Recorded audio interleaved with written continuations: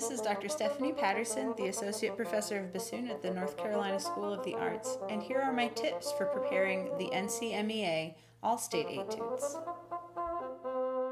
Some of the articulations in the Mozart are very specific. They want slur-to, tongue-to for a lot of these 16th note runs.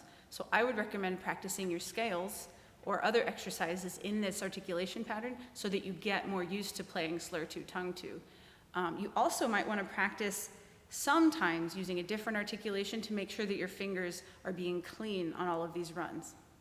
Make sure you're always practicing with a metronome, but not faster than you can play accurately. For example, the Mozart is written at quarter note equals 115 to 120, but if you can only play it cleanly at 104, you start there, and then you push the tempo, and it's better to be clean than to be fast.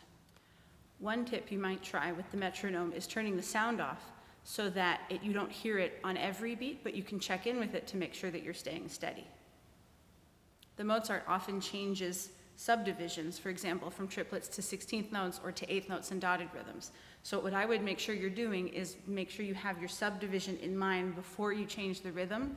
For example, in measure 29, you have 16th notes where you were playing triplets. So I would start to think your 16th notes in measure 28.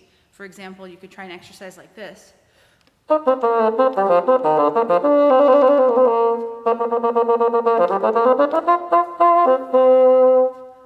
that you make sure that you're thinking your subdivision. A lot of the dynamics in the Mozart are written at mezzo forte and mezzo piano, which perhaps out in the hall it's going to sound, mezzo piano as opposed to piano, but when you're playing bassoon, your dynamic range is smaller than other instruments. So I would recommend making a bigger change, even if it means that sometimes your mezzo forte is closer to a forte to distinguish it from the mezzo piano, which might be closer to a piano.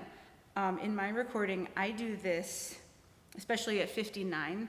You start mezzo forte, and then 2 bars later you have mezzo piano and then forte. So I would make your first mezzo forte just a little bit louder so that then your mezzo piano can be just a little softer and you can get a bigger contrast. And then when you get to the true forte, you push it just past or just warmer, more full than your mezzo forte, so that then you have created these 3 dynamic levels, but you've created a big contrast as opposed to just a little change.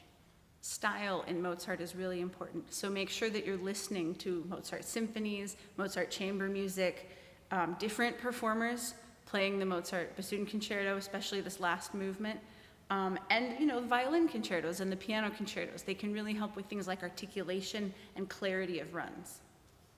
Make sure when you have the long notes in the Mozart, you're vibrating, especially when you have hairpins. In measure 33, you have this really long C, and if you just do a crescendo and a diminuendo, it's not going to be as exciting as if you use your vibrato with the hairpin.